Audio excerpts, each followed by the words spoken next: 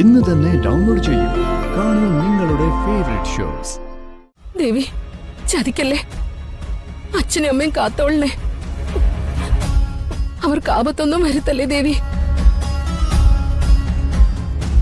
വന്ദനെ, മുറിയിൽ അച്ഛനും അമ്മയും കാണാനില്ല.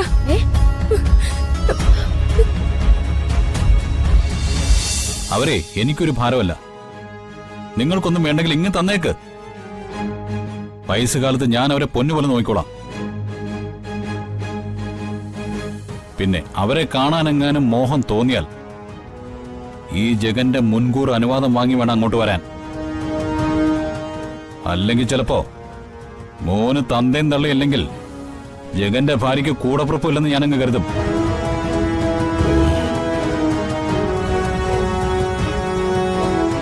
തല്ലിനും പിടിക്കുന്ന ഞാൻ പിന്നിലല്ലാന്ന് അറിയാലോ. ചവിട്ടി നാട്ടലൊടിക്കും ഞാൻ.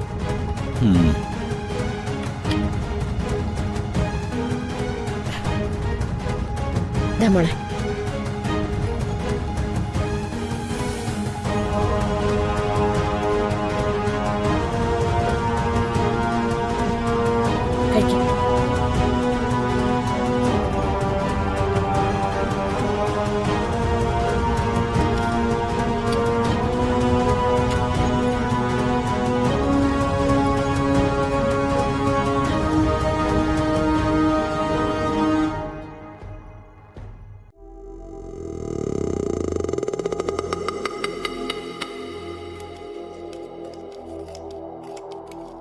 മനുഷ്യന് ഇത്രയ്ക്ക് അഹങ്കാരവും അസൂയയും പാടില്ല.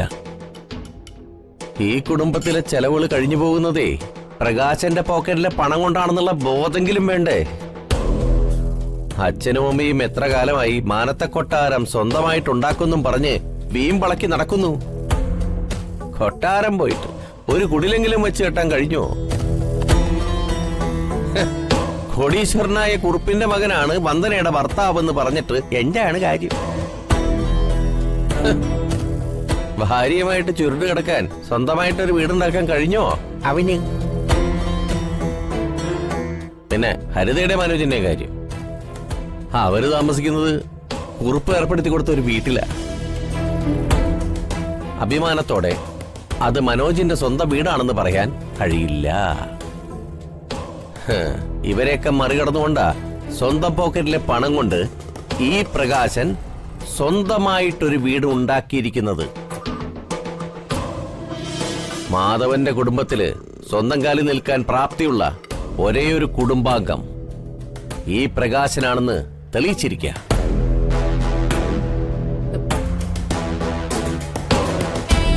ഞാൻ പറയുന്നതിന്റെ അസൂയും ചുരുക്ക ജഗനും വന്ദനയ്ക്കൊക്കെ. പ്രകാശന് പറയാനുള്ളത് കേൾക്കാൻ കൂട്ടാക്കാതെ പ്രകാശനെ തീർത്തും അവഗണിച്ച് തോൽപ്പിക്കാനായിരിക്കും നിന്റെ വിചാരം. അത് നടക്കാൻ പോകുന്നില്ല. പ്രകാശനെ ഇതുപോലെ പല ആട്ടങ്ങളും കണ്ടവനാ. ഇത്രേ ഞാൻ പറയുന്നത് നീ കേൾക്കുന്നുണ്ടോ? ഇല്ല, എനിക്കതിന് സമയമില്ല, താല്പര്യമില്ല. ഉണ്ടാവണം. ഭർത്താവ് പറയുന്നതേ കേൾക്കാനും അനുസരിക്കാനുള്ള സമയവും സൗകര്യവും നിനക്കുണ്ടാവണമെന്ന്. മറ്റുള്ളവരുടെ ആട്ടുത്തുപ്പും കേൾക്കുന്നതും സഹിക്കുന്നതേ നിനക്കും നമ്മുടെ മോനും വേണ്ടിയാ. ഈ കുടുംബത്തിൽ ആദ്യമായി സ്വന്തമായിട്ടൊരു വീടുണ്ടാക്കുന്ന മരുമകളാ നീ.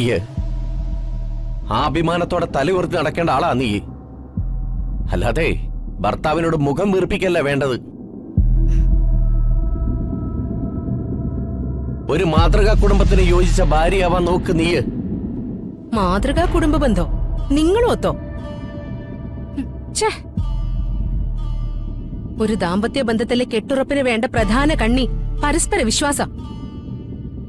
സ്വന്തം അച്ഛനമ്മമാരെ വിഴുപ്പ് ഭാണ്ഡം പോലെ വലിച്ചെറിഞ്ഞ മനുഷ്യനെ എങ്ങനെ വിശ്വസിക്കാനാ? നാളെ ഒരു കാലത്ത് എനിക്കും എന്റെ മോനും അതേ അനുഭവം ഉണ്ടാവില്ലെന്ന് എന്താ ഉറപ്പ്? ജന്മം നൽകിയവരെക്കാൾ വലിയ ബന്ധമൊന്നും ഈ ഭൂമിയിലില്ല.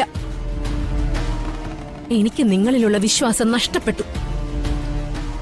നിങ്ങളൊരു ചതിയനാ. സ്വന്തം അമ്മയും അച്ഛനെയും ചതിച്ചെങ്കിൽ നാളെ അത് എന്നോടും മോനോടും ആയിരിക്കും, ഉറപ്പ്. നിങ്ങൾക്ക് വേണ്ട കട്ടൻ ചായ ഇവിടെ വെച്ചിട്ടുണ്ട്, വേണമെങ്കിൽ എടുത്ത് കുടിക്കും.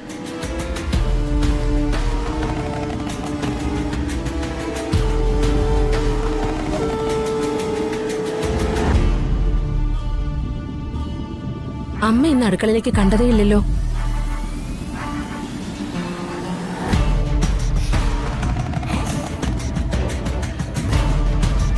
അച്ഛനും അമ്മയും കാണുന്നില്ലല്ലോ. ഇവരിത് എവിടെ പോയി? അമ്മേ, അച്ഛാ, നേരം വെളുക്കുന്നതിന് മുമ്പ് ഇവരിത് എങ്ങോട്ടാ പോയത്?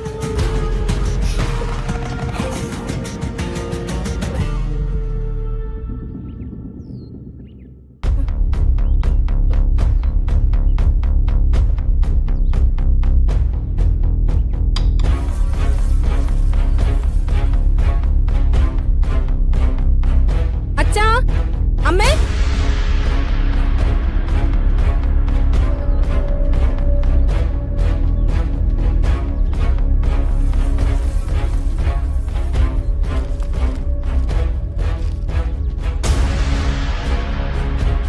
ഈ കസേരയിലിരുന്നാണല്ലോ അച്ഛൻ പത്രം വായിക്കുന്നത്.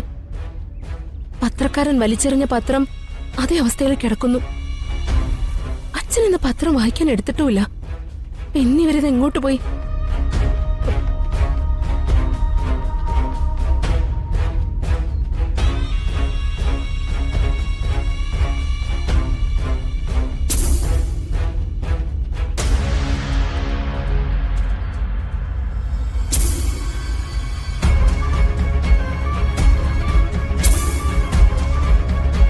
അച്ഛാ, അമ്മേ,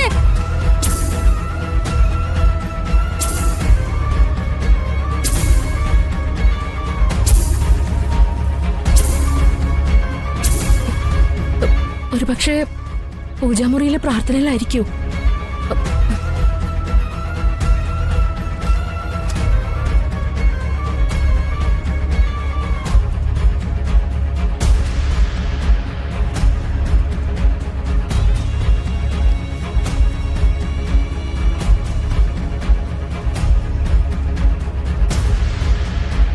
ഇന്നലെ കത്തിച്ച വിളക്ക് കരിന്തിരി കെട്ടിരിക്കുന്നു.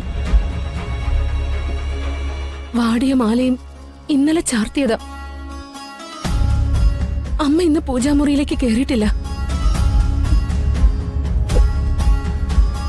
ദേവി, ചതിക്കല്ലേ. അച്ഛനും അമ്മയും കാത്തോളണേ. അവർക്ക് ആപത്തൊന്നും വരുത്തല്ലേ ദേവി.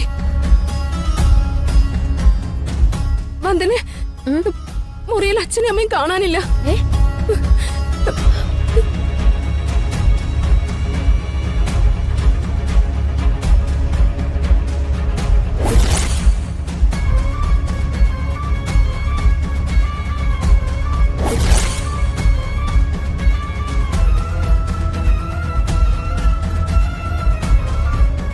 മാനത്തെ കൊട്ട